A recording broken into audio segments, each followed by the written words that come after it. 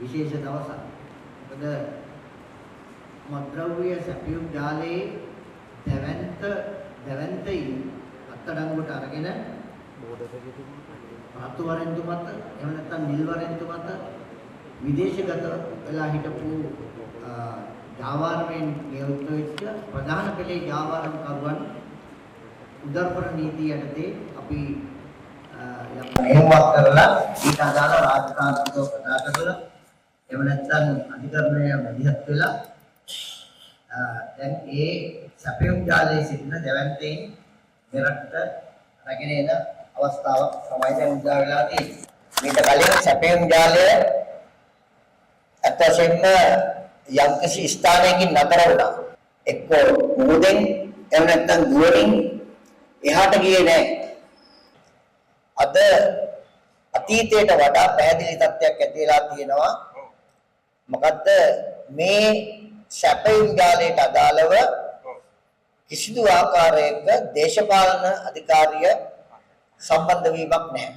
නමුත් අතීතයේ ඔයගොල්ලෝ දන්නවා මේ සැපයුම් ජාලයේ පිටිපස්සේ හිටියේ දේවන්නාවේ හිටපු මහත්තුරු ටිකක් තමයි. ජාත්‍යන්තර රටවල් වලට අත ගැහුවේ නැහැ කලින්. නමුත් අද ජාත්‍යන්තර ජාලයේ ඉන්න සැපයුම් කරුවන් දැන් එක දිගට අත්අඩංගුවට අරගෙන එන අවස්ථාවක්. එතකොට මේ සියලු දෙනාට අපරාධ පරීක්ෂණ දෙපාර්තමේන්තුව ක්‍රියාත්මක වෙලා තියෙනවා. අපරාධ පරීක්ෂණ දෙපාර්තමේන්තුව රතු වරෙන්තු නිකුත් කරලා තියෙනවා සැලකිය යුතු ප්‍රමාණයකට. ඒ රතු වරෙන්තු වලින් යම් අඩකටත් වැඩි ප්‍රමාණයක් දැන් ලංකාවට අරන් ඇවිල්ලා තියෙනවා. නිල් වරෙන්තු මත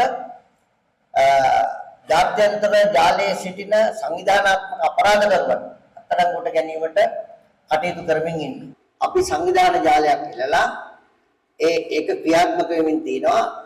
නමුත් ඒක අඩු වැඩි වශයෙන් තාමත් කියන්න පුළුවන් වෙන්නේ සම්පූර්ණයෙන්ම අර මිතුමා කිව්වා වගේ මුලින් පුටා කිව්වට තාමත් මේවා සැරිසරනවා. මේක ටිකක් ලේසි වැඩක් නෙවෙයි. කාටත් තේරෙනවා යටින් දුවන කළු ආණ්ඩුවක්.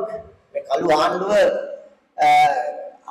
ඒ කළු ආණ්ඩුවේ කටයුතු සැලකිය යුතු මට්ටමකට සප්ලයි ජාලය ඇතුලේ අපි ක්‍රියාත්මක වෙලා තියෙනවා. අදුම ධර්මයෙන් එක් පුරුත්තාපන මධ්‍යස්ථානයක් හරි ආරම්භ කරන්න අයවැයෙන් සල්ලි වෙන් කරලා තියෙනවා. ඒ වගේම අන්තරායක ඖෂධ පාලක මණ්ඩලය හරහා යම් දැනුවත් කිරීම කළා දිස්ත්‍රික් කමිටුව ඇතුලේ. ඉතින් අපි දන්නවා මේ කටයුත්තේ ප්‍රමුඛතම කාර්යභාරය උසුලන්නේ ගෞරවනීය ස්වාමීන් වහන්සේලා ඇතුළු පූජ්‍ය පක්ෂය. ඉතින් උන්වහන්සේලාගේ දේශනා ඇතුලේ අපි ඉල්ලීමක් කළා තියෙනවා සෑම දේශනාවකදීම විනාඩි 5ක් හෝ 10ක් මේ රටම එකට ජාතික මෙහෙයුමේ මේ කාර්යභාරය පිළිබඳව දැනුවත් කරන්න කියලා.